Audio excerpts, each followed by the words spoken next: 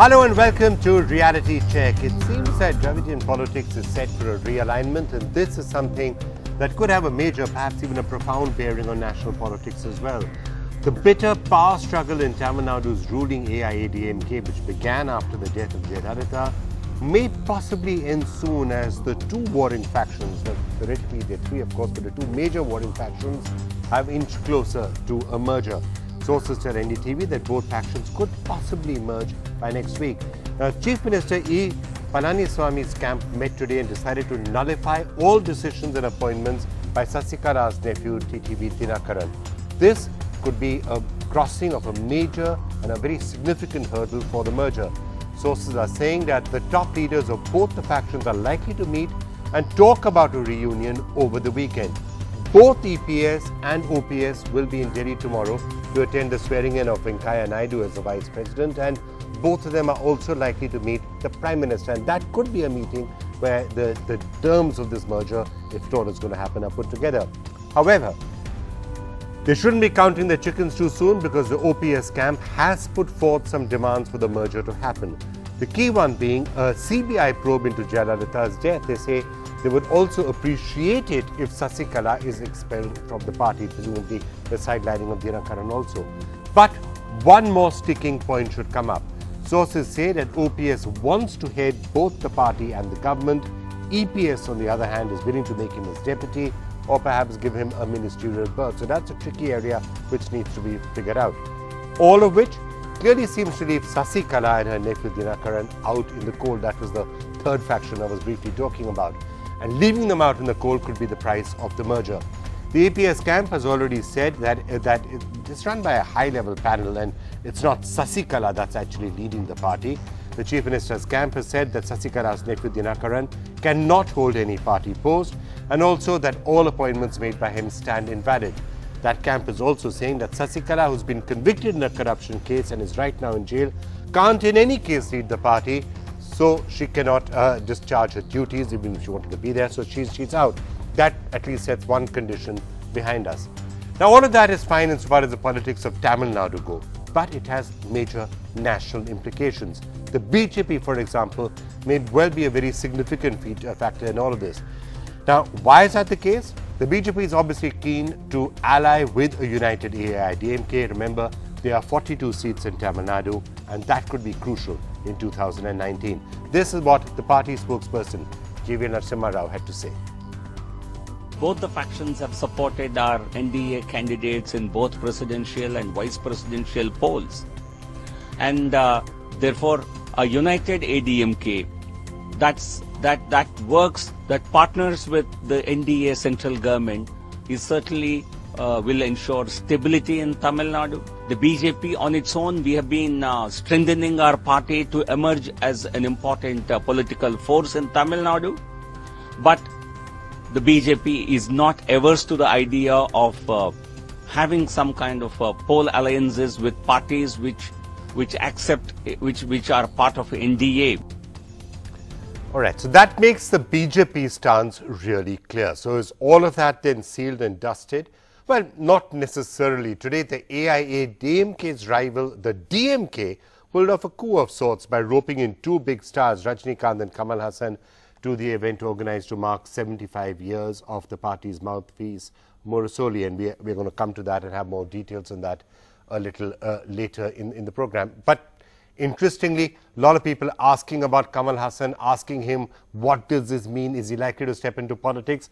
Kamal Haasan had this interesting hint to offer. என்னை கேட்கிறார்கள், எங்கே அந்த மேடையில் போய் கழகத்தில் சேரப் போகிறீர்களா என்று கேள்விகள் ட்விட்டரில் தான் வருது. சேருவதாயிருந்தால் 1983 கலைஞர் அவர்கள் அனுப்பிய ஒரு டெலிகிராம் எனக்கு வந்து சேர்ந்தது. அது ஒரு கேள்வி, நீங்கள் ஏன் திராவிட முன்னேற்ற கழகத்தில் சேரக்கூடாது? உங்களுக்கு தெரிஞ்சிருக்கும்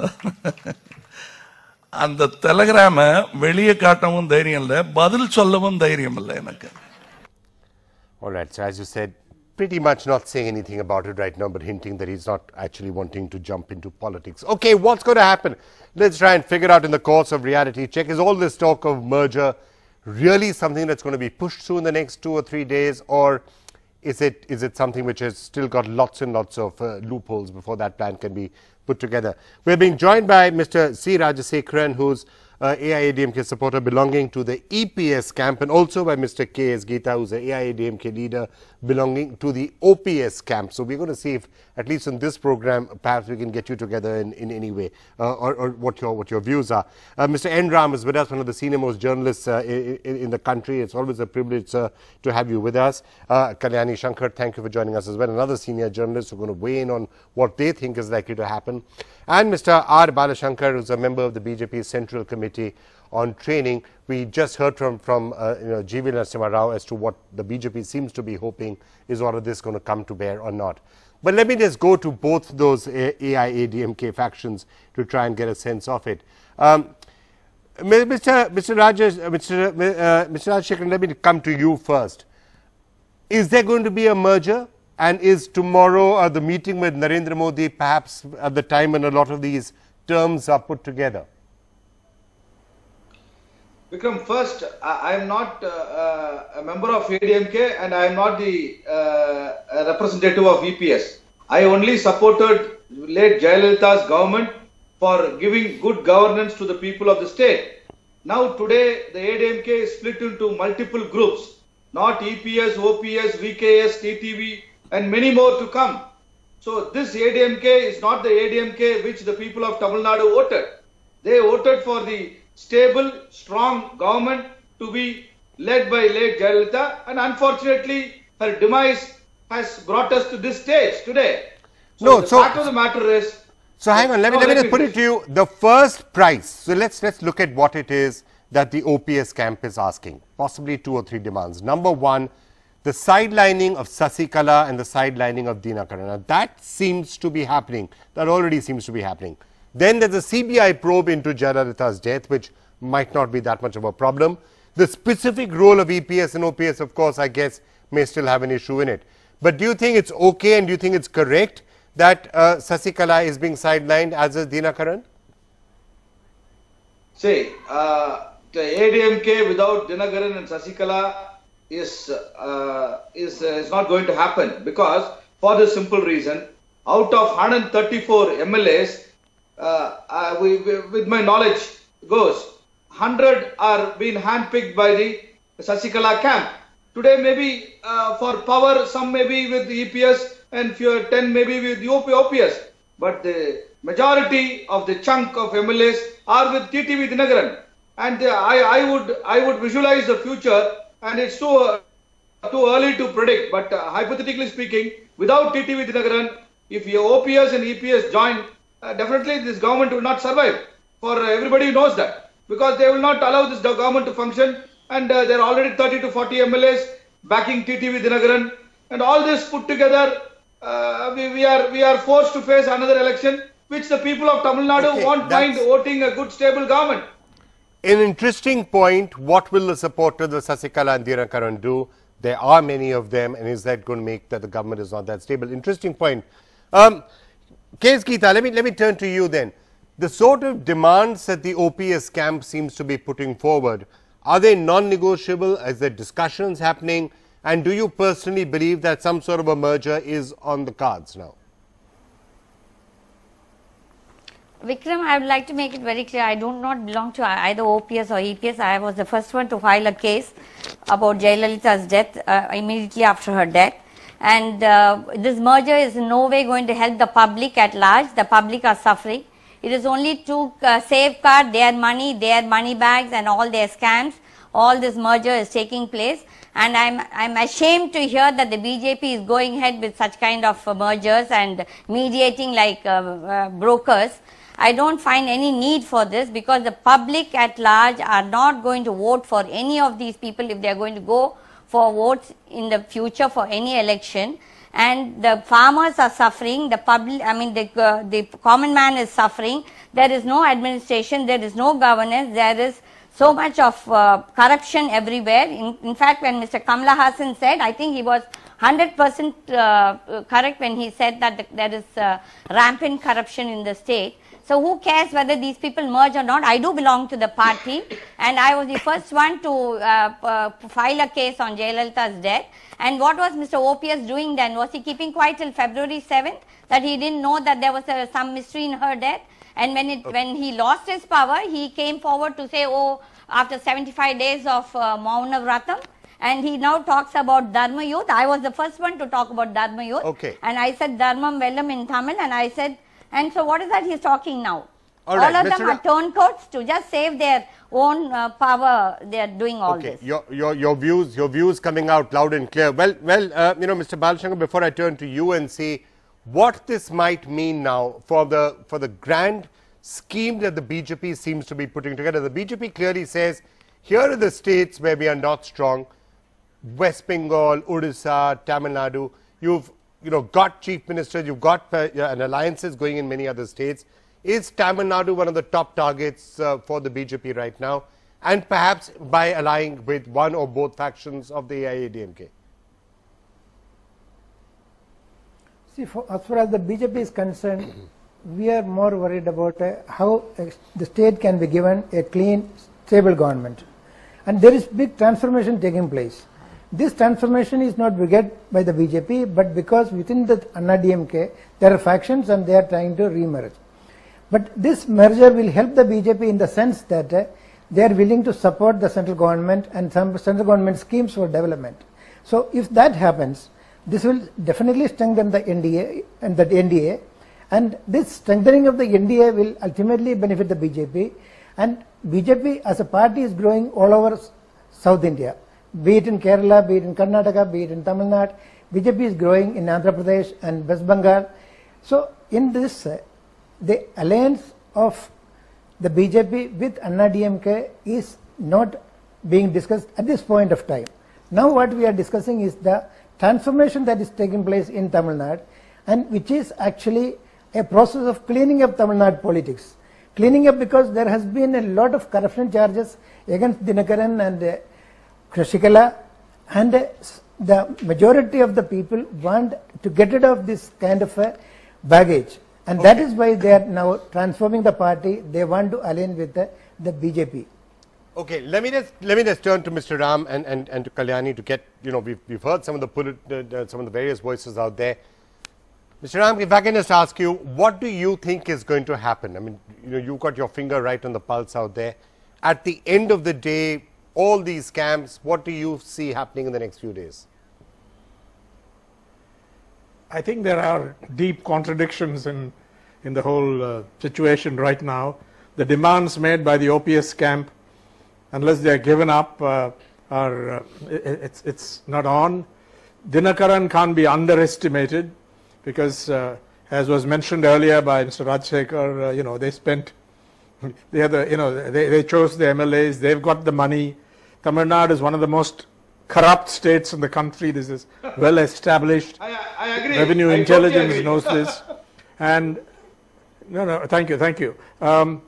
And secondly, BJP may think it's low-hanging fruit. I think they are mistaken, because the BJP doesn't have much in Tamil Nadu. There's one state where, barring perhaps a small region, they really don't matter. They are in not even the second division, they are in the third division.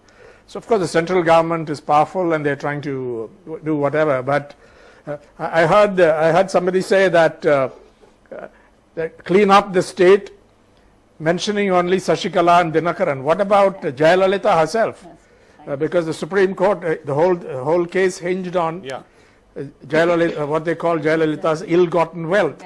And what about the rest of them? What are those in power? Yeah, I mean, it's not that the DMK doesn't face a lot of charges. I see no indication that corruption is going down. You've got pictures, I think that's OPS just arriving at Delhi airport. So obviously a lot of drama is going to be here.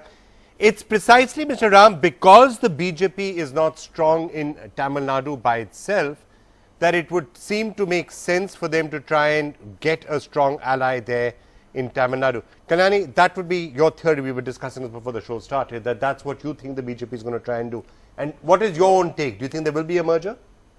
I think so, because this is what I've been hearing since the day of Jayalalitha's death. The BJP would like to have some alliance with the united ADMK, minus Shashikala and Dinakaran.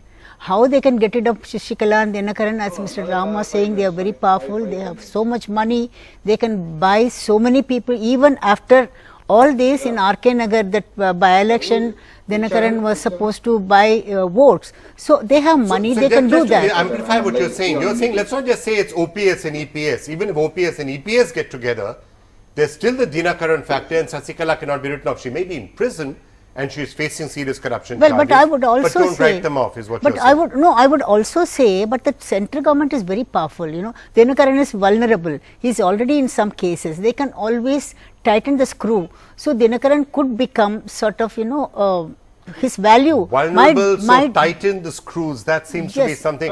Mr. Ram, is that something which you think may well happen? Because, I mean, we were just hearing people saying that Tamil Nadu is a place where there's no shortage of corruption cases and corruption charges, which does make it potentially vulnerable. And we've seen that the centre is not shy of using agencies and others to put pressure where it's due. So that is possibly a weakness that could be used on Dinakaran, for example, or as Kalyani was suggesting, or on others, who knows. They are they are tough cookies and they've been through these kind of charges before, and they can easily weather it out. They're not going to shy away from whatever raids and so on that took place. And I don't think I would underestimate Dinakaran. And as for the EPS camp, they are on record with the Election Commission fully legitimizing the appointment of Shashikala or the induction of Shashikala as General Secretary for the interim. And also, let's not forget her anointment of Dinakaran as Deputy General Secretary. So they're tying themselves in all kinds of knots. Okay. So let me just one come other back thing, to Vikram, the market rate is going to increase now. The market rate will increase for people, who play hard. I know, I'm sorry to figure out just what the market rates are for MLAs. We saw what the rate was allegedly for, in various of these things that have been happening. But let me just come back to you then, Ms. Geeta. Just wanted to ask you your take then. If you, we were just hearing Mr. Rajsekharan saying, and others have echoed it, that don't entirely write off Dinakaran and Sasikala just yet. Would you agree with that? Are we therefore going to see three major factions in the AIADMK which are going to be struggling, or at the end of the day, somehow will some sort of unity be found within the next few days? I think I said this even 6 months back that, don't write off Shashikala, she's a tough nut to crack.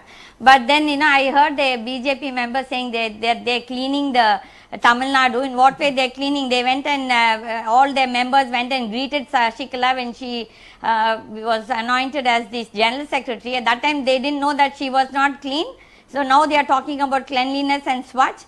Forget all these things. This is all you can play it to the media and to the masses are not believing this. The masses are not with any of these people. I can bet on it that BJP thinking that they can have the AIADMK, threatening the AIADMK members that they can come to power from the background. It will never happen. The people are fed up. You don't know what lot of problems our people are facing. And be realistic. So let us not play it to the gallery. What's the alternative is a theme that I'm about to come to. But Mr. Rajsekharan, would you agree with what Ms. Geeta is saying right now? See, Ms. Geeta has her own opinion. I don't want to comment on it. But the fact remains, any government at the center would want to establish their government in the states. There is no wrong in it. Be it BJP, be it Congress, they would do what BJP is doing today. So I don't buy that argument of saying that BJP is trying to enter into Tamil Nadu. All this is not acceptable, because any political party would want their government to be in the state, anywhere in the state.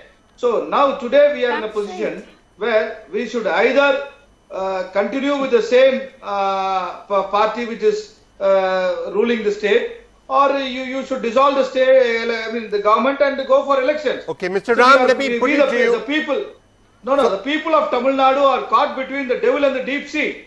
Either they have to survive with the devil or get caught with OPS, EPS, which is the deep sea. Or you need an alternative. So, Mr. Ram, let me just come to you.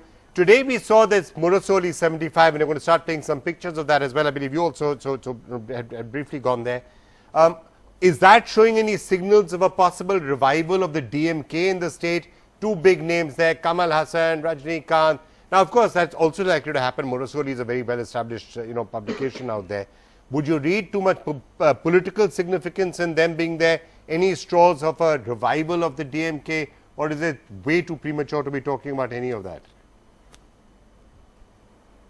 Vikram, let me first disclose that I was very much part of the that function, that meeting. I was one of the speakers and I watched it from close quarters. There's no doubt, not just based on this, I think all the evidence points to the DMK doing extremely well now. They've got a well-established leader who's, I think, got the patience to stick it out. And if you see the body language, the enthusiasm and so on, the DMK could be on a roll. And more than that, it's a great time to be in the opposition, because this government, the two factions, lack credibility.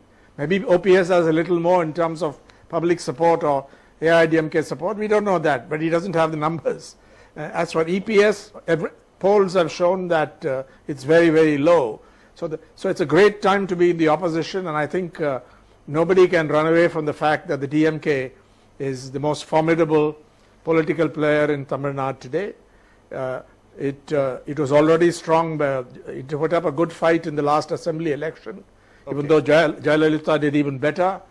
But right now, you're staring at the DMK as the obvious alternative.